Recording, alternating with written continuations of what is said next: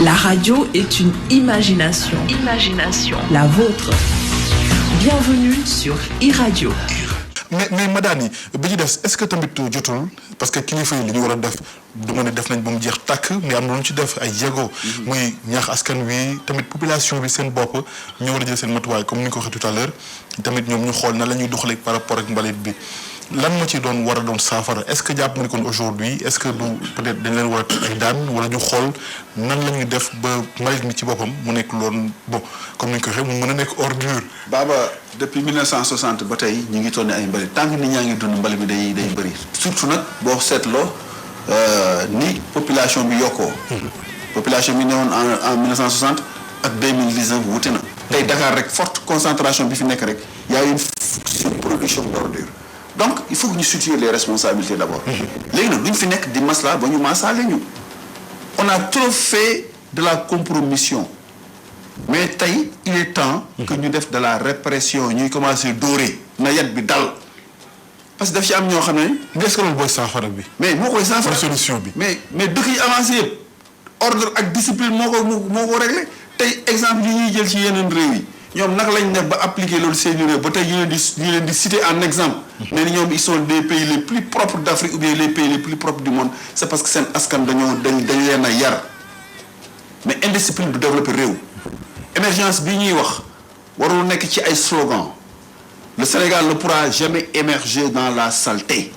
Sénégal du émerger ci indiscipline ci maa tey bu fekkee ne da ngaa dëkk ci dëkku maa tey lu waaye neex def te dara du la ci fekk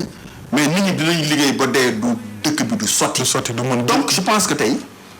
ñi ci war a jiitu mooy état moo am pouvoir régalien créer ay infrastructures yuy répondre aux normes environnementales. mbali mi doo ko lekk doo ko naan doo ko dugal ci sa poche foog nga am foog ko def de telle sorte que tey évacuation parce que mbali chaîne la benn maillon bi bu dañee rek nga am ay conséquences tey xoolal fi ñuy këppee mbali mi Mbëbës depuis 1968 amul usine de recyclage amul usine de traitement tey dem nañ boo xam ne Mbëbës la nappe phréatique est atteinte il y a plus de 3500 ñu fay liggéey il suffit que blocage am Mbëbës rek mu am conséquence ci collecte bi. parce que souvent déficit de collecte bi ngay gis dañ doon dem ba en fin de compte du ñu am sa ay plateforme mooy maanaam yoon yi voie d'accès yi ñuy ubbi pour que ñu war fa mën a këpp mbalit mi mais mbalit mi tey xoolee Mbëbës la woon lag la woon dañ koy pousse mais pays yi développé yëpp am nañu. ay solution boo xamante ne nii. voilà am nañ ay recycler wala dugal ci leneen. am nañ ay centres d'enfouissement technique am nañ ay usines de recyclage am nañ ay usines de traitement yoo xam ne tey dina transformer mbalit mi c'est une richesse c'est de l'ordure donc je pense que tey état moo am responsabilité boobu. ñaareel bi aussi tamit population yi war nañoo mun a fexe seen wàll boobu aussi ñu soppi seen i jikko permettre techniciens de surface ñu yombal liggéey ñun aussi tamit en tant que liggéeykat tamit. foog ñu joxe le bon exemple. parce que tamit il nous arrive souvent ñu gis suñuy gars yi am yi ay comportement yoo xam ne ni ñun ñëpp la ñuy classé donc je pense.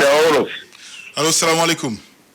maaleykum salaam. Madani ñu ngi ci buumu jokko bi ak le maire des HLM Babacar Seck monsieur le maire ñu ngi lay nuyu di la dalal jàmm. maa ngi lay fay. di la baal wax di la baal. maa ngi leen di baal aussi. waaw monsieur le maire dañu bëggoon rek justement parce que xam nga yéen tamit mairie yi tamit dafa am compétence décentralisée te mbalit mi ci la bokk. waaw ñu bëggoon xam rek yéen justement par rapport ak mairie bu HLM parce que HLM ku ko wax di nga wax marché bi.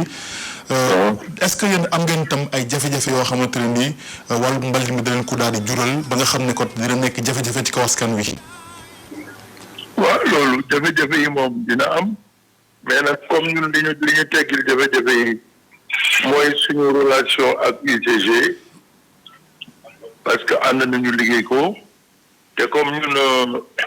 suñu foire boobu ñu ñuy tere léegi-léeg foire bi dafa am lu ñuy rapporter parce que bayal bu nga xam ne ki fay foire su foiree ba pare moom moo koy nettoyer moo koy defar ba mu set dafay nekk avantage ci ñun moo tax ren ñun amuñu coono li tax amuñu coono mooy UCG taxawu nañu ci liggéey bi parce que ci bu ñu tabaskee ba ci ëllëg sa ñëw nañu nettoyer ànd ak ñi nga xam ne ñoo doon def foire bi vraiment amuñu ci benn difficulté. alors est-ce que yéen tamit jël ngeen ay matukaay yoo xamante ne nii vraiment à part pratiquement li ci UCG jot a def yéen en tant que mairie bi en tant que municipalité bi lan la doon ci matukaay yi. parce que Malick moom compétence décentralisée la. waaw compétence décentralisée la mais nag comme état bi itam moo ko jox UCG ñun dañuy mën a collaborer ak UCG rek comme ni ma déggee waa UCG wax ko tey boo jëlee marché bi ñun ñoo yore équipe bi nga xam ne mooy nettoyer ci biir marché bi bu ñu nettoyer ba pare génnee ci biti ñoom ñu ñëw yóbbu ko tuuti côté boobu vraiment mu ngi dox normalement te itam bariwul ay manquement ci biir koñ yi que chaque matin oto mbalit yi dinañu jaar di jël mbalit bi je pense que loolu bu amee conscience boobu rek dinañu dimbali ci mbalit bi. waaw bi ci des monsieur le maire balaa ñu laa bàyyi mooy léeg-léeg ñoom technicien de surface yi dañuy jaj ay jafe-jafe c'est-à-dire yéen ñoom ak yéen municipalité yi léeg-léeg seen collaboration day xaw a metti parce que am na lenn loo xamante ne yéen seen warugar la en tant que commune mais la ci des ñoom seen warugar la ñoom en tant que technicien de surface mun na ni kon déjà jafe-jafe gi du mënta ñàkk daal kon yéen tamit souvent li ngeen war a def est-ce que tamit ngeen ko def ba mu mat sëkk comme ça ñoom seen jafe-jafe mën a bañ a yaatu bu dee mënta ñàkk. xam nga gannaaw dañu ànd di liggéey ku nekk da ngay jàppale sa borom rek man du ma ne ñoom li ñu war a def yëpp defuñu ko ñoom itam bu ñu wax li mu war a defuma ko puisque ñun ñoo ànd di liggéey man li mu war a def mooy bu dee marché bi la man may nettoyer biir marché bi su ma nettoyer biir marché bi génnee samay agent dinañu liggéey samay agent ak seeni agent déggoo nañu bon am naa yaakaar ne daal bu ñu ko jàppee noonu rek difficulté du am ñaar nag bu ñu àndee ku nekk da ngay jàppale sa morom rek mu nekk nag intérêt population bi leneen li ñu war a wax kañ mooy population bi ñoo war a conscientiser xam ne mbalit dafay am heure buñ koy génnee ak heure buñ ko dul génnee doo itam foo fekkee jal rek nga ñëw nga sotti sa mbalit xam nga boo toogee sa kër ba oto mbalit jaar nga ñëw sotti sa mbalit da ngay yàq boo ñëwee fekk place bu nga xamante pour sotti mbalit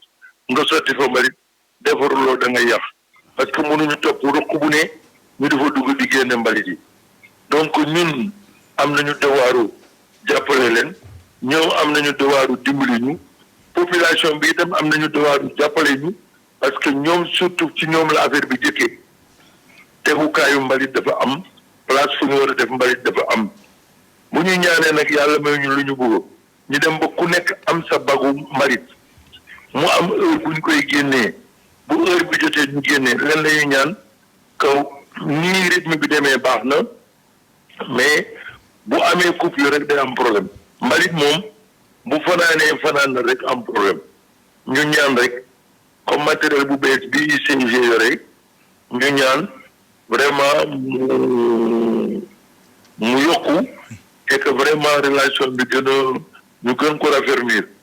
mais en tout cas ñun ak ñoom amuñu benn problème fii aux HLM xaw ma nag feneen.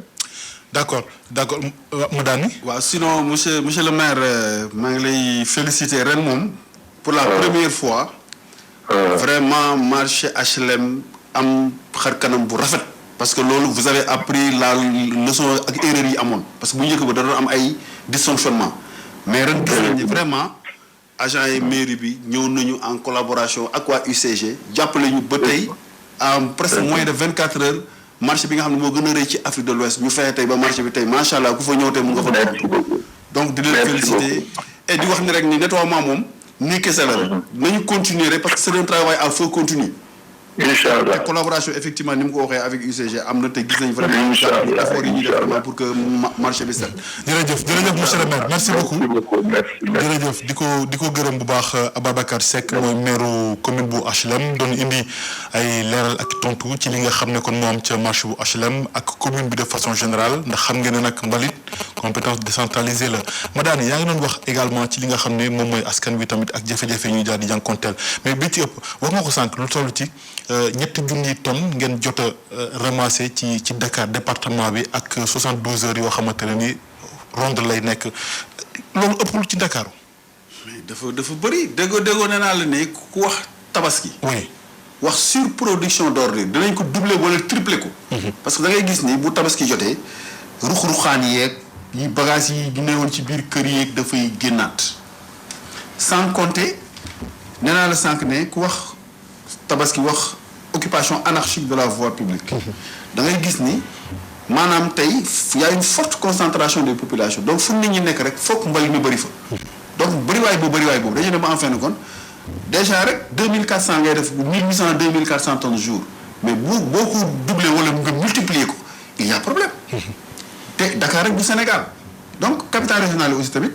UCG mettre na fa ay pôles il y a 7 pôles yoo xam ne ni ñoom it à l'image de Dakar malgré que peut-être Dakar statut c'est la loi de 2002 moo ko jox statut bi mu am nii am ay circuit de ramassage am ay agents du nettoiement am ay oto yu bëri. fii y a presque plus de 350 benn tase yuy daw Dakar. or que souvent dans les capitales régionales mbali mi souvent yenn saa yi ci ay pousse-pousse nga koy dañ koy jëlee ou bien ay charrette mbaam wala sax foo waroon am tey 10 oto ñaari oto nga fay am ils ont de sérieux problèmes donc je pense que tey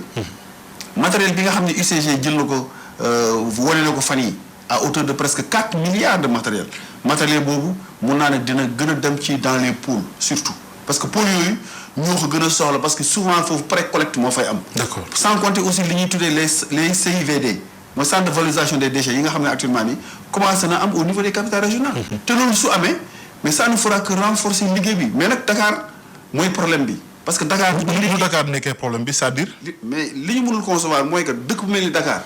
mais dafa war a am ay infrastructures yi répondre aux normes environnementales Dakar warul am mbëbës kese. dafa war a am ay centres d'enfouissement technique. dafa war a am ay usines de recyclage usines de traitement pour que dans les pays modernes la fa xew au moins mu méngoo ak jamono mais su fekkee ne ba tey dépotoir à ciel ouvert lañ am Mbëbës nekk benn zone boo xam ne c'est une zone poreuse. amul clôture amul mais jamono yi passé. taal mbalit bi rek loolu rek li ñu ci indi ci jafe-jafe kenn xamul la. souvent te li koy taal surtout ci wàllu wér-gu-yaram. xam nga li koy taal souvent xam nga mbalit dafa am benn liquide bu tudd lixivia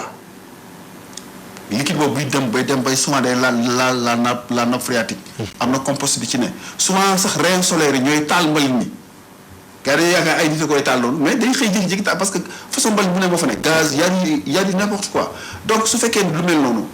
encadré wuñ ko clôturé wuñ ko lu waay fu waay ni jaar. tey dem nañu ba ne Mbëbës léegi dañ koy réhabiliter parce que tey avec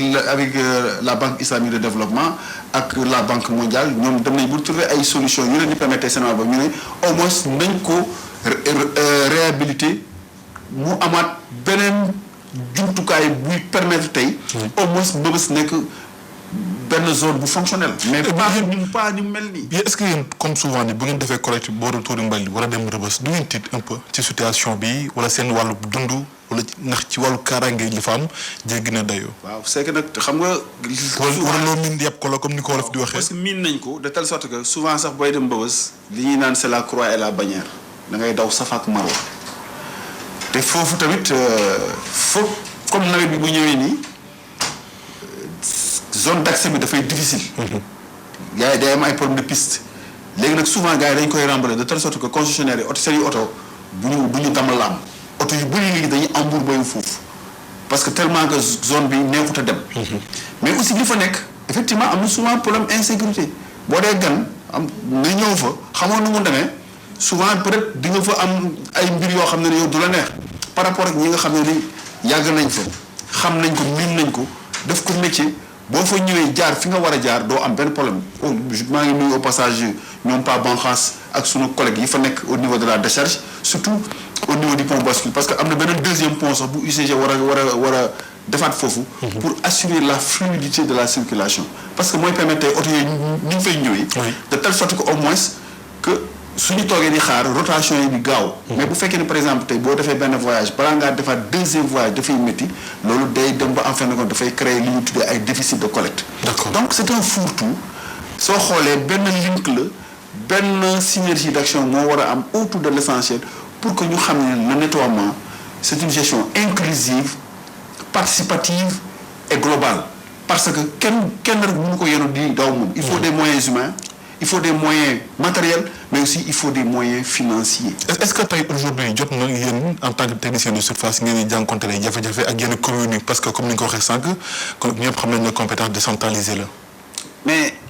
xam nga yenn saa yi collaboration bi am avec la mairie des HLM déjà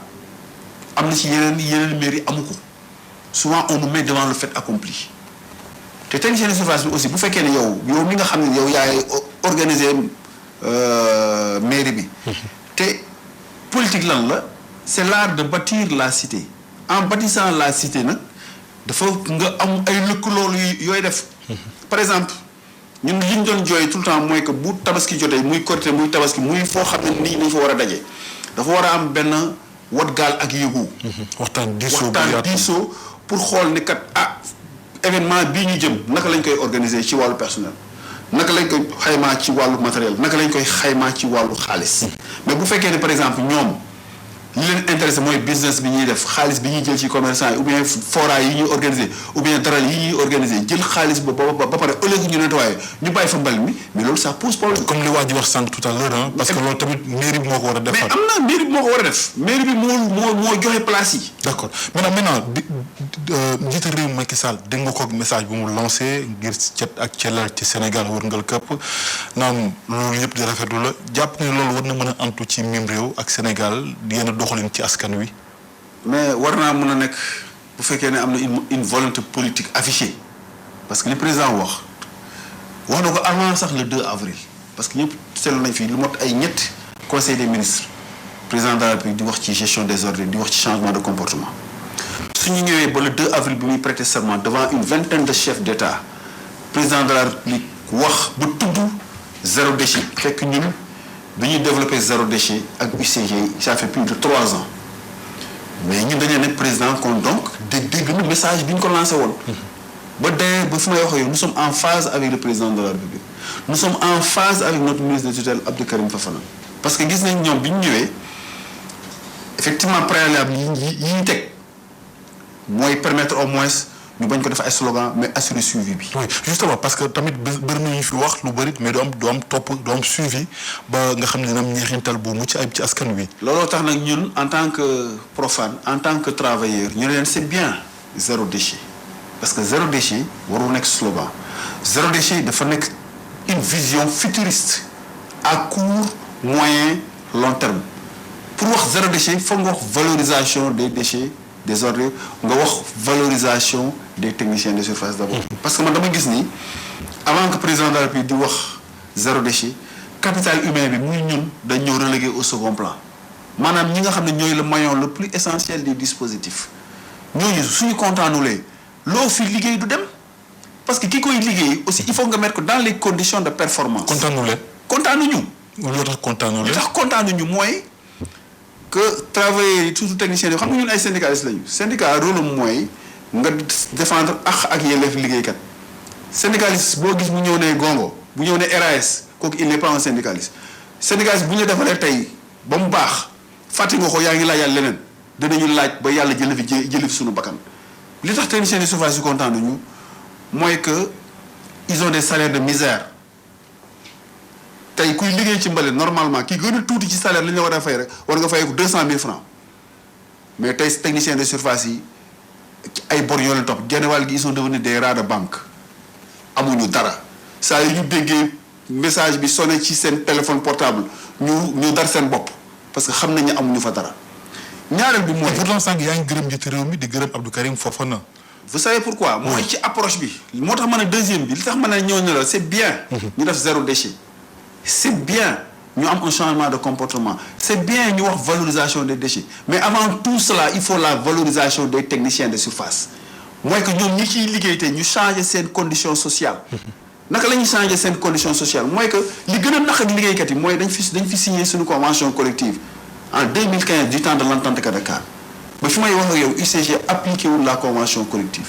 li tax UCG mënu ko appliquer parce que UCG tamit amul statut UCG dafa war a am un cadre juridique bu légal bu koy permettre tey mu am les moyens de sa politique parce que dégâts collatéraux yi nga xam ne moo topp UCG. moo law ci liggéeykat yi parce que ñoom la ñuy wax ne la ñun mënuñu appliquer convention yi parce que suñu statut bu dafa précaire. permettre leen ko est-ce que jot ngeen am toog waxtaan ak kilifa yi ku ci mën njiitu réew mi wala ku ci mën ni seen ministre de tutelle comme ça gindee ko mën a am ci seen jàmbat. kenn bi mu ñëwee muy ministre bi mu ñëwee Abdou Karim Fofana il a reçu tous les syndicats les 7 syndicats de l'UCG bi ñu ñëwee ñun ñu jox ko suñu plateforme revendicative bi ci njëkk bi nga xam ne moom jot na ko muy ci wàllu convention collective bi l'application immédiate et sans condition de la convention collective beneen bi ci topp muy ci wàllu journalier UCG yi 4 ans nous avons 950 journaliers yu nekk UCG ba tey c'est des journaliers ils sont dans des conditions jour ñuy liggéey ñu fay leen ba tey 4 ans te la législation du travail dafa ne nit am na benn délai bu ci tolloo da nga koy réhabiliter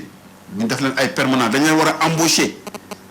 ba tey fouraas loolu bokk na ci li gën a gàllankoor te boo xoolee volontaires yooyu ak permanent ak journaliers yooyu liggéey bi gi ci gën a bëri ñoom ñoo koy def te ñooñu dañ leen war a réhabiliter ñaareel bi muy ci wàllu logements sociaux yi nous avons une coopérative d'habitat tey dem ci système bi mooy demal deewi ji président mu ne dinaa joxe 100 000 logements pour askan wi mais kan moo gën a yelloo loolu muy technicien de surface yi nga xam ne ni pour service rendu à la nation sénégalaise tey war nañoo leen cëral ci 100 000 logements yi en tout cas Abdou Karim Fofana nee na dinañ ci cëral waa UCG beneen bi.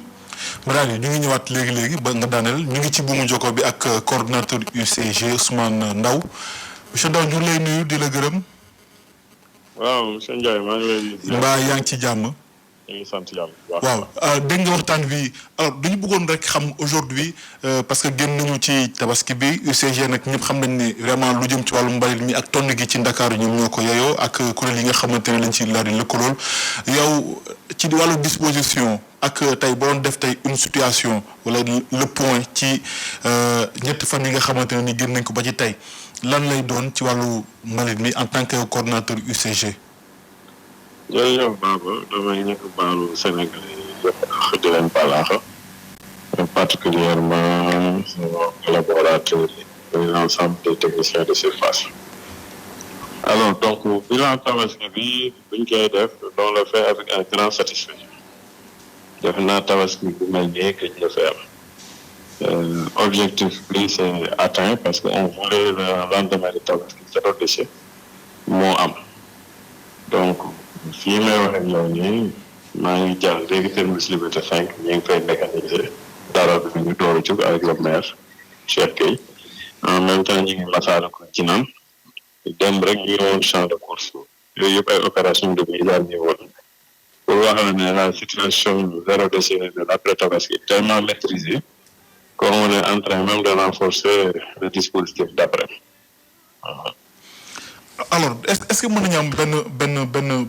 benn comme tonnage bi ngeen xam ne jot nañ ko def ñaata ngeen ko xayma di diggante 72 heures yi ñaata la toll li ngi jot a tonn ci mbal ci Ndakaaru. Tonnage bi dans les 72 heures la veille le jour à la lendemain ça tournait aux environs de 3000 tonnes par jour. ñaata. mais 3000 tonnes par jour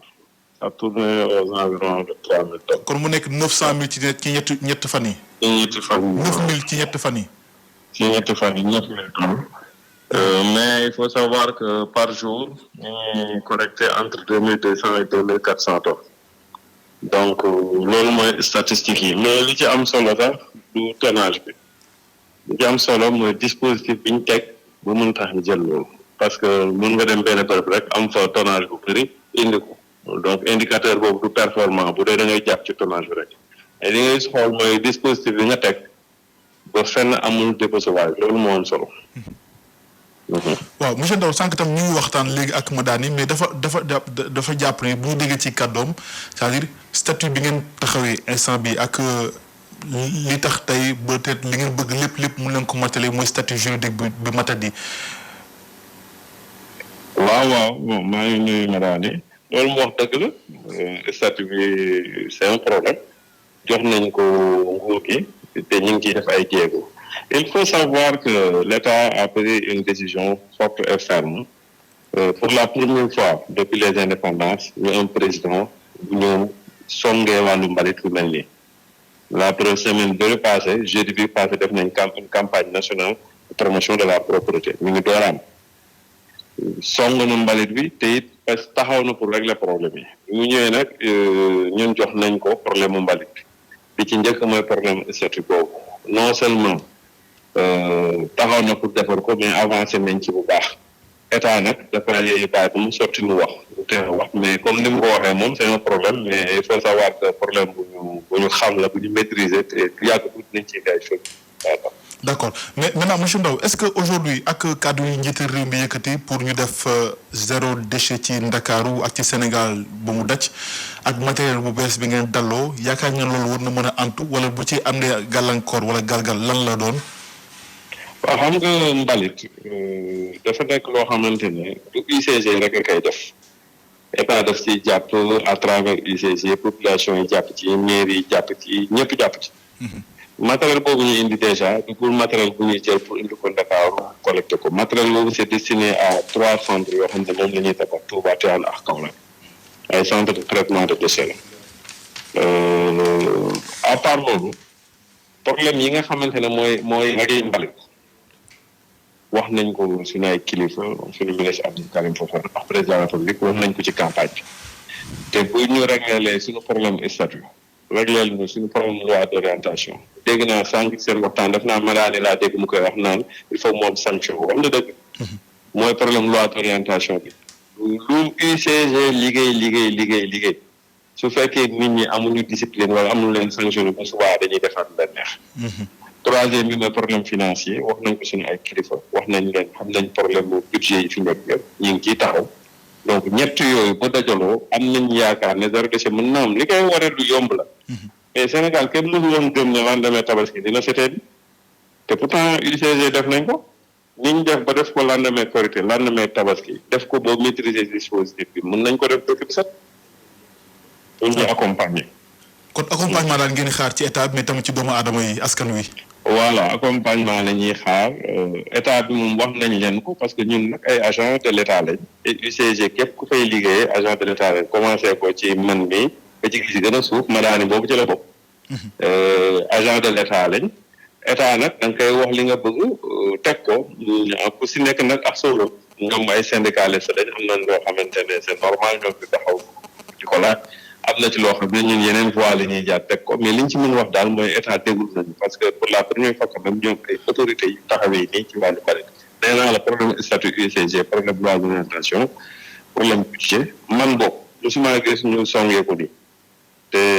loolu dafay firnde rek nga taxaw nañ ci li ci des nag population bi laaj yooyu gëm naa ne mën naa nekk zéro déchet mën na nekk du ay utopie du loo xam ne mën naa ne c'est bien possible lu mën a nekk la alors monsieur le coordonnateur bi ci des mooy tamit jafe-jafe yi parce que tey gis nañu dégg tey ñuy wàcc ci mbedd mi wala di ñaxtu ay arriérés de salaire wala ay lu ñu leen fayagul est-ce que mën nañ jàpp ni tey jafe-jafe yi nga xam ni daan nañ ko nemmeeku ci wàllu mbedd mi jeex na. non jafe-jafe doo mën na jeex na mbokk ndax liy xew suba xam loo suñu borom moo ko xam mais li am solo mooy nan lañ def ba am loolu du dara rek ñu toog waxtaan. ñun dañuy toog di waxtaan ak fonctionnaires yi ak travailleurs yi ak syndicalistes yi ak privé bi ak nguur gi c'est vraiment une maison de verre où tout est transparent xam nga nag booy waxtaanee li nekk ci kër gi ñëpp xam ko defe naa jarul coow yi coow li am mooy fi ñuy gis mbir du dugg te kenn xamul fu muy dugg donc loolu moo indi accalmie sociale boobu noonu di si sant yàlla te am nañ yaakaar ne ci kanam la jëm parce que loolu mooy suñu style de management damay profité sax ci occasion bi pour sensibiliser population bi parce que à partir du 22 jeudi bii di ñëw concessionnaires yi dañu leen di changer au niveau national dafa am appel d'offre boo xam ne dafa am Sénégal depuis 16 ans mosul am appel d'offre international bu toll nii c'est la première fois mu am donc dañuy changer dispositif bi au niveau de tous les départements ñuy sensibiliser population bi nag ndax changement boobu dina indi tuuti ay dommages collatéraux dina am ay tuuti retard ay kii dinañ def sax ay communiqué ci rajo bi ak télé bi. lan moo wundu changement bi lan moo ko wundul c'est-à-dire lan moo sabab loolu.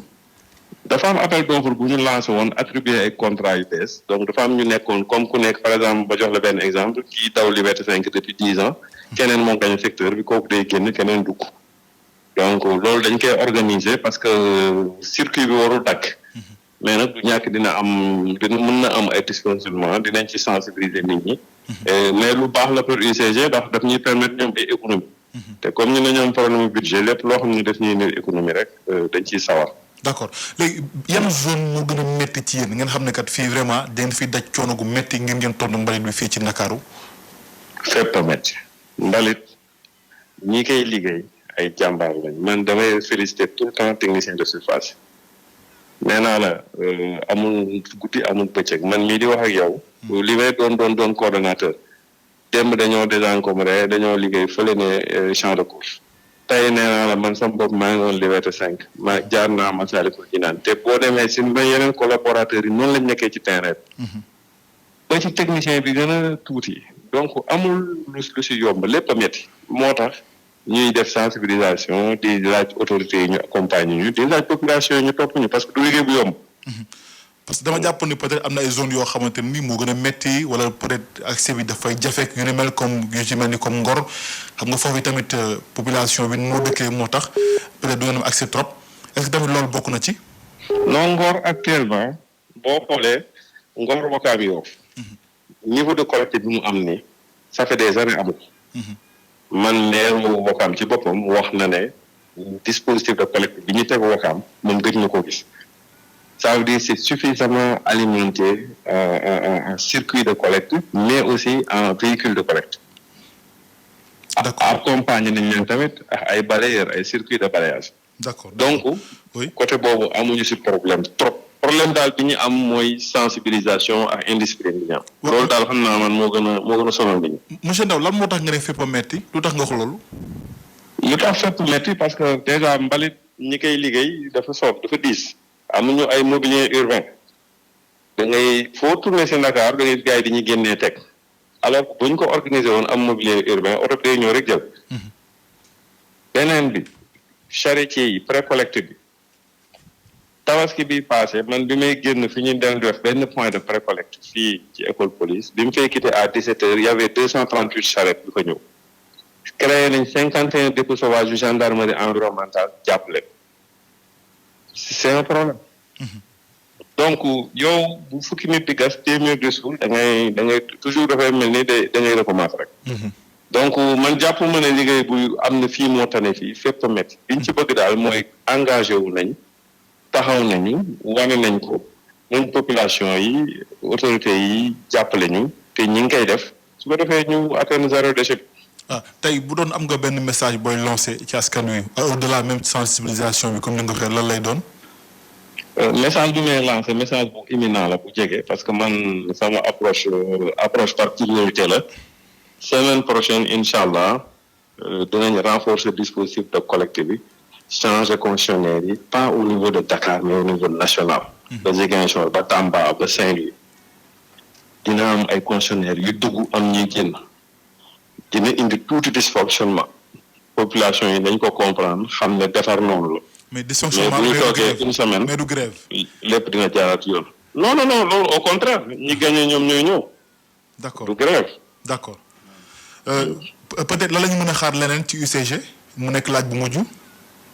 waaw li ñuy xaar leneen ci UCG mooy relever défi yi nekk ci kanam rek. mooy relever défi yi nekk seen kanam. encore une fois ñaan yàlla suñu problème statut yi suñu problème financier yi ñu réglé ñu ko comme ça ñu mën accompagner le président de la République dans sa troisième priorité qui est un objectif de zéro déchet. ñu ngi lay gërëm bu baax monsieur Ndao di la gërëm.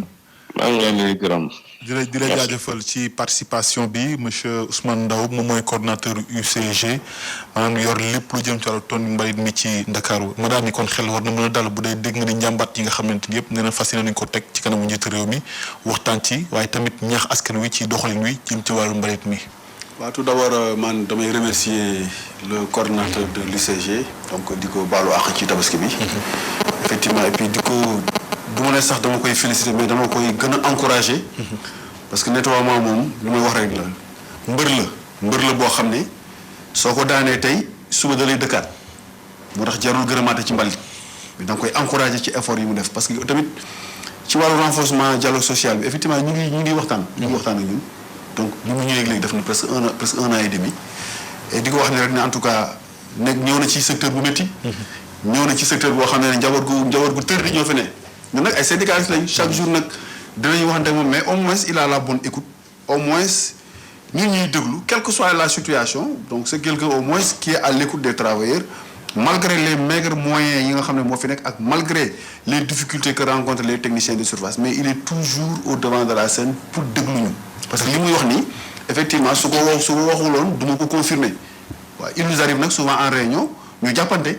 ñu waxante xam ni liggéey parce que boo nekkee syndicaliste aussi ñu jiital la nga war a wax seeni soxla nga ñëw ba ci moom mi nga xam ne mooy sunu njaatige mooy ndey mbi liggéey boo ko yeggee effectivement souvent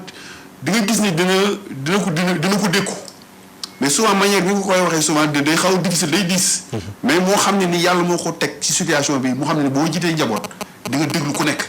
donc di wax ni il a une bonne écoute il nous écoute donc malgré que syndicats yi tout le temps ñu ngi laaj di ñaxtu guddi ak bëccëg ne serait-ce qu'au moins pour que ñu am de meilleures conditions de travail en tout cas di ko wax ne di ko jaajëfal di ko ne ensemble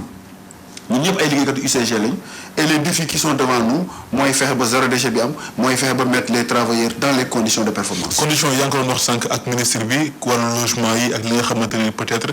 seen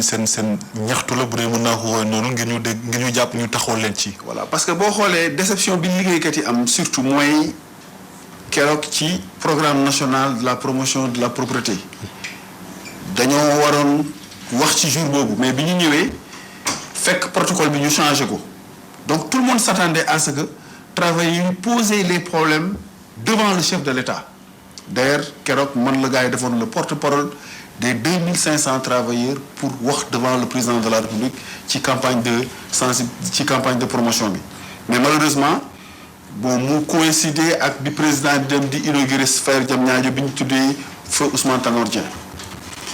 déception boobu la liggéeykat yi am te pourtant li ñu ko doon wax mooy li ma doon énumérer sànq nii surtout ci wàllu dossier bi nga xam ne moo fi nekk depuis 13 ans muy le dossier des ex-travailleurs de Ama Sénégal oui. depuis parce que dossier boobu président ñëpp fàttali ko nañ ne président bi mu demee Guédiawaye ci campagne électorale bi dafa ne bu amaatee deuxième mandat dina éponger la situation des ex-travailleurs 1777 agents. état bi mi ngi ñu ameeloon 3,90 milliards. état bi joxe 3 avenants de 390 millions donc état bi mi ngi amee liggéeykat yi 2,90 milliards te yow Baba gis nga chaque fois nii ay grève de la faim moo doon am. am na ñoo xam ne génn nañ àdduna ñii seen kër tas na ñii seen jabar fay nañu ñii seen doom jàngituñu école suñu yenn collecteurs boo leen gisee tey dañuy yelwaan ñu ngi ci mbedd mi ñenn ñi ils dorment à la belle étoile donc tragédie boobu am nii ñun su fekkee ni ñun en tant que rescapé waxuñu loolu président duñu ay gor te waa Ama ñu ngi ñuy toog dañuy déglu. donc loolu moo tax ñun ñu ne ñu ngi lancer un appel au président de la République 2018 lañu ne woon année sociale la 2018 jàll na 2019 ba tey ñu ngi taxaw di ko xaar donc loolu bokk na ci li nga xam ne ni moo nekk un frein ci développement travailleur bi beneen bi wax naa ko muy ci wàllu situation volontaires yi foog ñu réhabiliter leen fexe ba c'est des pères de famille. mooy journaliers yi 4 ans de journalier 4 ans de volontariat. te liggéey bi yëpp ñoom ñoo ko yor donc je pense que tey coordonnateur UCG wax na ko keroog sax devant le président keroog mun naa ne sax ñun satisfaction bi ñu ci am keroog li ñu naqare woon coordonnateur wax na ko wax na déficit budgétaire wax na wàllu journalier yi wax na jafe-jafe yu UCG am ne serait-ce que pour dérouler son programme. tey ñoom dem nañ ba ne il leur faut 23 milliards pour que au moins ñu atteindre seeni objectifs waaye loolu yëpp li ci am solo xam mooy lan c'est bien. mais nañu fexe ba intéresser liggéeykat yi fay leen ay salaires yu baax mettre leen dans les conditions de performance pour que suñu liggéey ñoŋ pour que bu ñu taxawee jàkkaarloog askan wi kenn du ñu yërëm mais tey ku gis technicien de surveillance da nga koy yërëm donc je pense que côté boobu. mooy dysfonctionnement bi nga xam ne moo fi nekk. mais gis nañu tamit yéen am ngeen mutuelle de santé bu ko feebar léegi war nga mën a faj loolu au moins yokkute la avancé la. absolument parce que depuis 10 ans mun naa ne mooy la plus grande satisfaction bi ñu am ci wàllu secteur bi touchons du bois. malgré que. nous sommes déficitaires nous n'avons pas les moyens de notre politique parce que 10 ans mutuelle bi ak koppar gi nekk ci mbayit bi yëpp te xoolal loolu te loolu mooy paradoxe bi tey normalement ministère bi daf ñu war a accompagner chaque année ñu subventionné ñu daaw la fi ministre Yaya Abdoul Kane bi mu nekkee ministre des collectivités locales moo subventionné suñu mutuelle de santé à hauteur de 20 millions parce que tey fi may wax ak yow liggéeykat yi ñu ngi ñu amel 60 millions. ku leen ko yoreel état. liggéeykat yi ñoo amel mutuelle bi 60 millions. ah d'accord liggéeykat yi seen bopp. parce que ticket modération parce que li ñuy cotiser dafa néew 2500 la ñuy cotiser employé bu la cotiser 2500 tey nous sommes 5094 personnes yu bokk ci mutuelle bi 1600 agents yi seen i jabar ak seen i doom macha allah ñu ngi faju signé nañu avec une trentaine d'hôpitaux et de pharmacies de la place 10 ans benn travailleur musul fay ticket modérateur ñu la doon fayal les 40%. Il a fallu 10 ans ñu lâcher le ticket modérateur à partir du 15 juin bi passé ci la ñu lâcher ticket modérateur maintenant ci wàllu pharmacie léegi dootuñu leen ko lebal mais ci wàllu hôpitaux yi ba tey ñu ngi leen koy lebal. donc pour wane ni ils n'ont pas amuñu ay moyens. te li ñu amee mu continuer mën na dem ba tey ku bëgg a fay ku feebar di nga bëgg a faju te doo faju. mais day taali ñaan ñu yàlla tey su mutuelle bi tëjee mais day am ay conséquences parce que mënoo nekk ci xet gu xasaw gi ku wax mbalit wax jàngoro. ku wax mbalit wax musiba kuy jël mbalitu askan wi. mais kooku dañ ko war a sécuriser ñun war a ñëw topp ci ministère bi sax naan leen may leen ñu ou bien topp ci gannaaw UCG naan leen may leen ñu xool dañ ñoo war a defal ñoom ñoo war a xam seen warugar def ko mais su fekkee ne par exemple ñun dañoo gis ni bon nit ñu jàppee daal ñun duñu ay noon duñu ay nawle ñun on travaille au contraire coordonnateur UCG wax na ko léegi nous sommes des agents de l'État waaw su ñu nekkee agent état mais état moo ñu war a ñu ko jàppale état moo war a tey fay subventionné suñu mutuelle de santé tey il y a la CMU. La couverture maladie universelle CMU keroog def na un reportage sur les 673 mutuelles yi bokk ci Sénégal ñu tànn ci ñaar la mutuelle du nettoiement ak la mutuelle des ASP comme mutuelle pilote comme mutuelle modèle waaw mais te et puis on fonctionne sur fonds propres amuñu aucune subvention à part 20 millions yi ñu fi Yaya Abdou Kane. mais pratiquement comme mutuelle yëpp ah. léegi nag mutuelle bi dafa am une spécificité normalement IPM la ñu waroon am. comme ay agents de l'État ngeen. IPM la ñu waroon am mais bi Ama Sénégal tase IPM moo fa nekkoon bi Ama Sénégal tase Pape Diop subventionné ñu ba ñu taxawal suñu mutuelle de santé mutuelle bi c'est une entité de droit privé qui n'appartient ni à l'État ni à l'UCG ni à Madani ni à une tierce personne et appartient exclusivement aux travailleurs liggéeykat yi ñoom ñoo ko moom. feebar faju dama ne mais la santé n'a pas de prix man damay interpeller encore suñu ministre Abdou Karim Fofana. pour que mu jàppale suñu mutuelle de santé bi parce que combat bi muy xeex nii foog nga wér pour nga mën a liggéey soo wérlee doo liggéey. foog ñu am ay agents yu taxaw yu dëgër yu valide pour song mbalit nii pour que au moins ñu am une conscience tranquille parce que liggéey ci mbalit kàttan la ak xel bu dal heureusement que cette mutuelle de santé ba pare aussi ma nekk le seul PCA bénévole au Sénégal depuis 10 ans bi sabili laay def aw ma fa salaire je suis un PCA bénévole je n'ai que mon salaire d'inspecteur au sein de l'UCG bi sabili lay def si la journée de présence 5000 francs de journée de présence chaque 3 mois. d'accord mais maintenant Madani est-ce que aujourd'hui tey comme ñu waxee njàmbat yi kaw table bi bëri na ci wàllu set beeg sellal bi ci Sénégal alors li ñuy tal de Macky Sall wax ni kat lu nu bëgg mooy Dakar ak Sénégal set wecc la ko war a jiitu est-ce que jàppoon ni peut-être mooy fexe ginnaaw sensibilisation bi samp ay pôle mbalit un peu partout ba nga xam nit yi kat dañ mën a wàññeeku sànni mbalit yi parce que léegi nga naan sànni lekk sànni mu nekk pratique yoo xamante ne nii lu ñu war a bannir la ci Sénégalais yi. nee naa la sànq ne en amont et en aval tey li waroon jiitu muy infrastructure yi taxaw ñu am ay déchetterie ay centre de valorisation des déchets. ñu am ay usines de recyclage. ne serait-ce que au moins li président wax bu ñu ñëwee rek day mettre comme lettre à la poste day jàll mais président li mu wax nii ñun dañ li tax ñu ne ñun nous sommes en phase avec lui nous sommes en phase avec le ministre c'est parce que décortiquer nañu le message bi nga xam ne ñun moom lañu lancé woon ci wàllu zéro déchet bi comme nag moom moo yore le pouvoir régalien moom mi nga xam ne tey bu jiitoo rek mooy l'institution ñëpp dañ ko war a topp te li mu wax nii nee na gars yi bu tabaski bi passé mais dañu déclencher le processus dinañu désencombrer dinañu déguerpir mais dinañu fexe ba aussi comme ni ko coordonnateur UCG waxee léegi li tax tey li andi appel d'offre bi pour que au moins ñu am des concessionnaires à la hauteur de la mission pour que non seulement ñu soppi jikko yi mais ba pare aussi tamit ñu respecter législation bi mais su fekkee ne lii ñu def nii amul sanction amul répression amul dara mais notre travail sera toujours voué à l'échec ba pare aussi tamit li tax ñu gën a am yaakaar ci président de la République c'est parce que dafa taxaw keroog ci campagne bi mu joxe directive au niveau du ministre des Finances ne ko na génne tous les moyens financiers qu'il faut au ministère et à l'UCG pour que ñu réussir la mission donc su waxee loolu ñun xam nga li ñuy xaar exécution la ñuy xaar. xam nga ñun li ñuy xaar mooy que liggéeykat gis seen bopp ci mbir mi parce que tamit li may wax naan bu fekkee yaa ngi def mbir pour man te boole woo ma ci yaa ngi koy def contre man donc en tout cas ñun dañuy ñaan yàlla li nga xam ne moom la état bi jëgmal pour la première fois ñu gis ni def nañ ko seen programme pour que ñu am ay dëkkuwaay yu set pour que aussi ñu am ay techniciens de surface yu ñu valoriser seen ñoom gis nga ñoom ñooy li gën a important ci chaîne bi. ñu fay leen ay salaires yu baax mettre leen ci ay conditions yoo xam ne zéro déchet bi ñoom ñoo koy piloter ñoom ñoo koy encourager. lan mooy jafe-jafe bi dëgg ci secteur mbalit mi défi yi ñu ci war a relever au-delà comme ni nga ko waxee tout à l'heure yooyu yëpp. jafe-jafe bi ci gën a mooy volonté politique tey il faut une volonté politique affichée nit président de la République taxawee nii tey. xel mu bañ am ten defal. non gis nga bu président de la République nii mu taxawee nii bu ko teggiwulee dama ne li ñu naqare woon ci 60 ans yëpp dina ko régler ci deuxième mandat bi il n'a qu'à aller jusqu'au bout de sa logique ñu bañ a nag def ko de la politique politicienne parce que d'habitude souvent da ngay gis ne gars yi dañuy jël benn affaire yëkkati ko ba ci kaw ba nit ñi am yaakaar ñu jël dëppaat mooy bu ñu war a dem ba war a raay kaa bi ñu ne ñu dëpp leen dëpp bu dul jeex éternel recommencement flou institutionnel à n'en plus finir et je pense que aujourd'hui taxawaay bii ministère bi taxawaay bii président de la République taxawaay bii nga xam ne nit ñi taxaw nañu pour que ñu am ay dëkkuwaay yu set foog au moins que nit ñi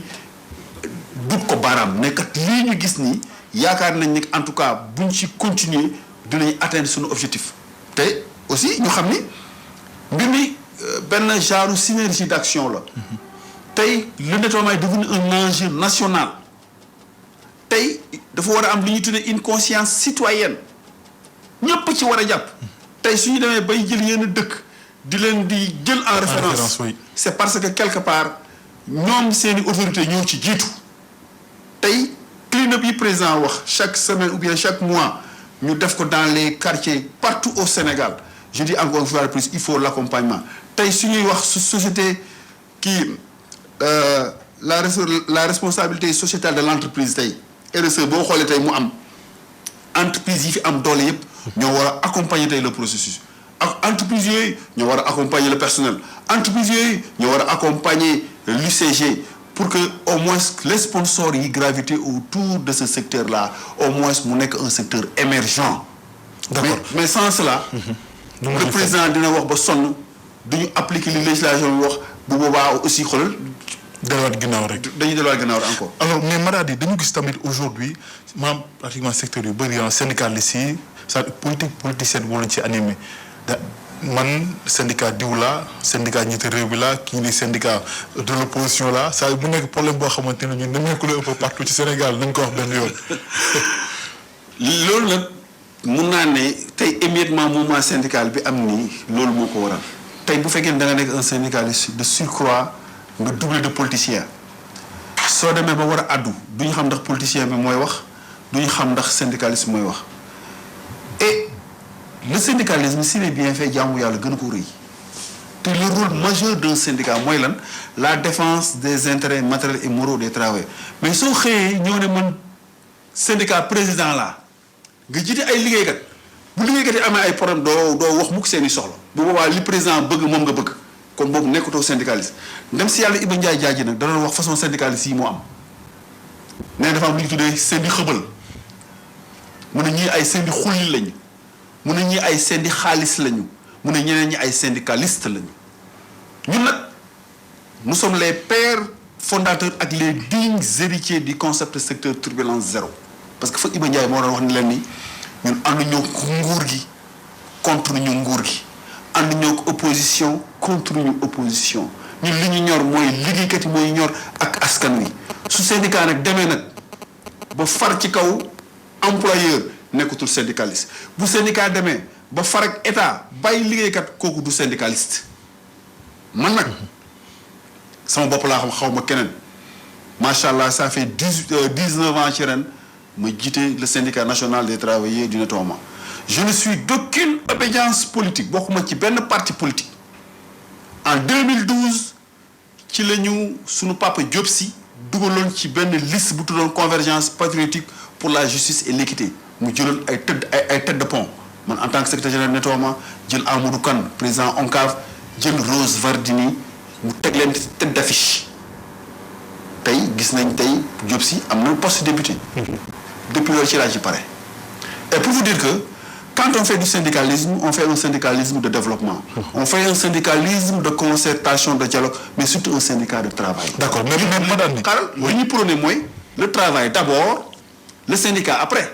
mais tey 90% des travailleurs gëmatuñu syndicats yi man en commençant même sax ñi bokk ci man parce que ils disent que syndicats yi seen bopp lañ fi nekkal lan moo fi nekk xëccoo bëgg poste du nekk na syndicaliste rek man dama war a nekk syndicat tey travailleurs li ñu ñàkk suñu ñàkk jubóo moo ñu ko yóbbee te si nous sommes unis nous sommes très forts mais si nous sommes divisés nous sommes faibles et l'émiettement du mouvement syndical ne fait que fragiliser les travailleurs donc man j'en appelle au sens de la responsabilité de tout un chacun képp koo xam ne ne jox nañ leen ndombal tànk syndicat man bés bu ma demee ba mu wóor ma ni je suis décrié ci instance bi ma nekk man maa njëkk tekki sama ndombal tànk parce que tamit nit ki waroo dem ba nii di la dax mais la moo waral tey secteur mbalit mi am problème jafe-jafe yi l'État doit parvenir pour fay yéen nga nekk ci jafe-jafe te pourtant on parle de milliards dans ce secteur. mais ñàkk ci boo li ma la wax léegi moo ko andi gis nga Baba bu fekkoon ne ñun jugoon nañu pour taxawal liggéeykat yi dëgg du fi xoolal si nettoiement juróom-ñaari syndicat moo ci am mais ñun ñëpp yaakaar nañu Marane kese moo fi nekk non Marane n'est pas là maa ngi ak suma yeneen naataangoo yoo xam ne ay syndicalistes lañu donc syndicalistes yooyu tey créé nañ fi Roune créé nañ fi front unitaire demul créé nañ fi convergence demul mais da ngay dem ba en fin de compte ay demante ak ay guerre de positionnement moo ci am au détriment des travailleurs te ba pare secteur bi am ay milliards 17 milliards ci nettoiement. oui 1600 agents yi mënuñoo am sax 3 milliards.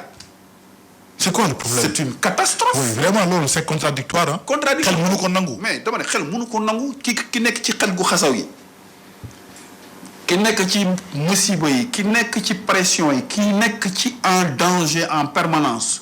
kooku mun naa ne moom la ñu war a tey réhabiliter fay ko ay salaire bu doy waar boo xam ne tey ku ko gis dina ko respecter. mais malheureusement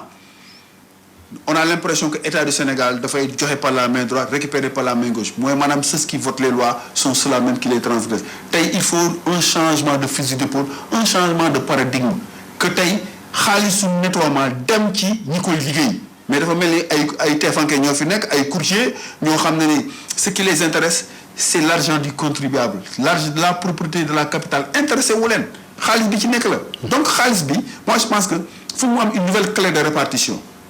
la nouvelle clé de répartition consiste maintenant à ce que au moins xaalis boobu tey ñu fexe ba harmoniser les salaires au niveau des travailleurs pour que tey dama ne coow dootul amati mais malheureusement dañ fi nekk rek di jouer au sapeur-pompier tey xaar leen mooy parce que budget bi taxawul mais fi may wax ak yow budget UCG jeex na un budget qui a été voté à mi-parcours. budget pour 2019. budget 2019 budget bi jeex na il faut que gars yi def ay lois rectificatives des finances pour que ñu fay ñu mais secteur boobu naka lay stabiliser naka lay stabiler du mën a am stabilité. mais 8 mois maximum 9 mois. mais budget bi jeex ci lu war a jëm ci 12 mois. dama lay jox benn anecdote dem nañu seeti ji le président de la commission des lois de l'Assemblée nationale muy Seydou Diouf oui. accompagné avec 5 syndicalistes il nous a reçus avec 13 parlementaires genre confrontation lañ doon def ñu jël mémorandum jox la ñu ne leen yéen yéenay voté les lois yéen yéenay woo ministre yi ñoom ñooy ñëw fii ñu voté leen budget mais war ngeen contrôler budget bi. waaw budget bi dafa doyul wala dañ ko passer wala ñu demee. budget bi li tax ma ne doy na doyul budget bi sax dafa doyul nee naa la sànq UCG nee na ñoom il leur faut 23 milliards pour atteindre seen objectif. mais ci 23 milliards yooyu warul nekk ay investissement kese ci 23 milliards yooyu dafa war a li ci pàcc bi ci gën a war a ñëw dafa war a ñëw ci capital humain bi mais malheureusement on a relégué le capital humain au second plan ba ñu waxee député yi yéen a voté loi yi yéen a war a càmbar ministère bi nga xam ne ñëw ngeen voté nga budget mais à mi-parcours tey assemblée nationale dafa war a autosaisir ci ci wàllu déficit budgétaire bi am ni lan moo ko waral fan la xaalis bi du donc bu fekkee ne par exemple tey travailleurs yi. donc loolu audit lay laaj audit bu UCG. mais dès UCG bi ñu ñëwee am na audit bi fi nekk. audit bi ça date de 2018. oui mais par rapport ak budget bii. mais budget bii dama ne l'Assemblée nationale doit s'autosaisir parce que xam nga conséquences yi nii ñaan ñu ko yàlla fi UCG di jëlee xaalis di fay salaire ñun xamuñu ko mën nañoo xëy par exemple ay problème am parce que le salaire il est vital. La loi dafa ne le salaire bu demee ba dépasser le 8 c'est un délit financier mais heureusement que depuis UCG bi mu ñëwee ba tey. ñun ay syndicalistes lañ dëgg rek la ñuy wax ñu ngi fay les salaires à temps musul am retard de salaire. Très honnêtement malgré le déficit budgétaire ñu ngi ñuy fay à temps. d'accord waaw léegi nag mbir mi du ay fay salaire kese. liggéeykat bi dafa am ak ay yelleef liggéeykat boo gis yokk la bëgg soo gisee ñuy kaas tout le temps ne nañu yokk salaire yi nañu primer travailleurs les plus méritants. de telle sorte que tey au moins promotion interne bi am ci wàllu liggéey bi liggéeykat boo gis yokk la bëgg parce que yokk bi day yokk ci sa poche yokk ci sa statut yokk ci sa plan de carrière yokk ci sa ancienneté am yenn prime yoo xam ne dafa war a ñëw muy par exemple yenn prime de motivation yi yenn prime de risque yi yenn prime de travaux pénibles yenn prime de logement yi yooyu mooy yokk salaire bi mais du rek fay salaire kese nga ñëw toogaat jàpp sa njàmbur. est-ce que yéen pare ngeen pour bind assemblée nationale pour mu autosaisir ci loolu. mais man demoon naa seeti gi Seydou Diouf te dinañ ko réactualiser waat bindaat leen pour ne leen. bëggatuñu UCG di am problème déficit budgétaire. jot ngeen ci diisoo ak coordonnateur. coordonnateur xam na ko am na loo xam ne coordonnateur mënu ko def il l'a dit tout de suite moom institution la yore il n'est pas syndicaliste. man liberté de ton bi ma am. liberté d'action bi ma am Ousmane Ndaw amu ko man mun naa def yaramu leen traversé tali bi Ousmane Ndaw mënu ko def donc ñun syndicalistes li ñu mën a waxal Ousmane Ndaw mënu ko wax. moo tax tout le temps da ngay gis nga baal ma quoi daf ci am ñoo xam ne souvent ils essaient de nous mettre en mal ak waa UCG naan noo gars yi dañoo contre UCG dama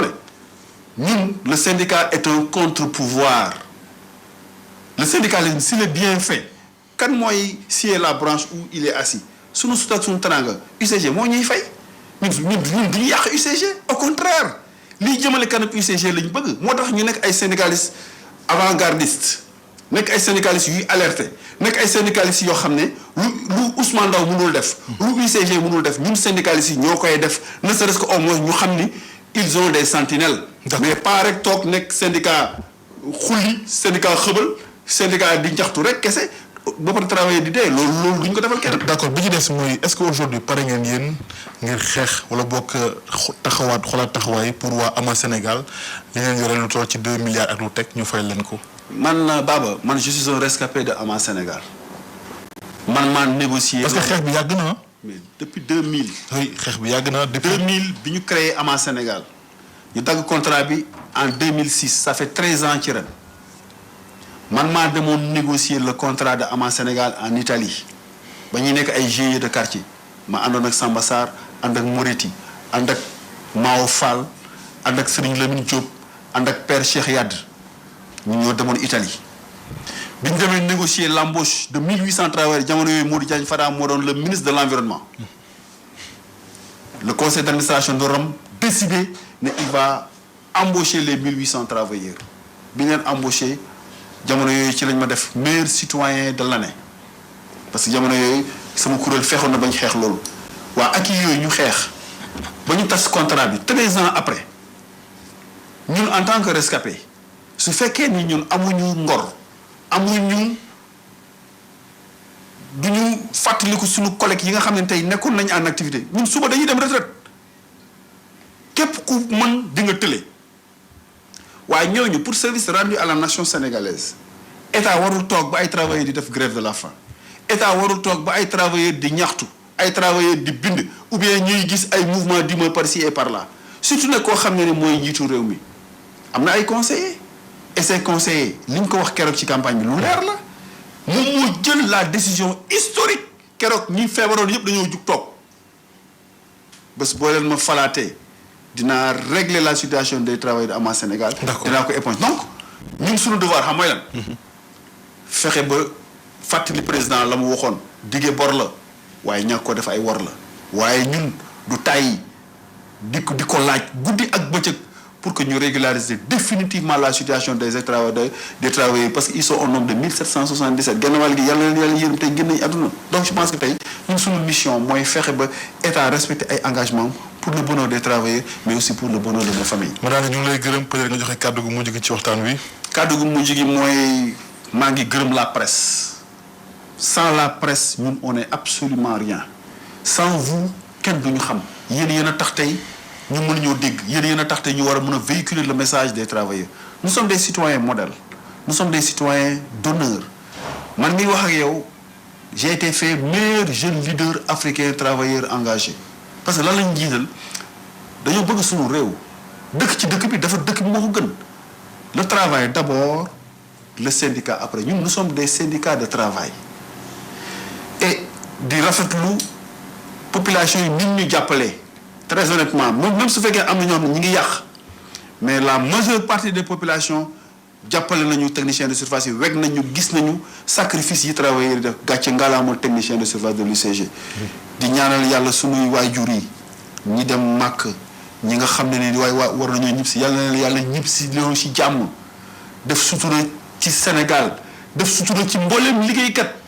yàlla def dara ci suñuy poches yi parce que tamit liggéeykat boo gis nag yokk la bëgg. foog liggéeykat yi am xaalis foog aussi les chefs d'entreprise jàppale seeni liggéeykat man maa ngi lancé appel au le président de la République di lancé appel au ministre Abdou Karim Fofana di lancé appel au coordonnateur de l'UCG ne ko ñun seeni njaboot lañu. d'accord et yàlla def jàmm ci UCG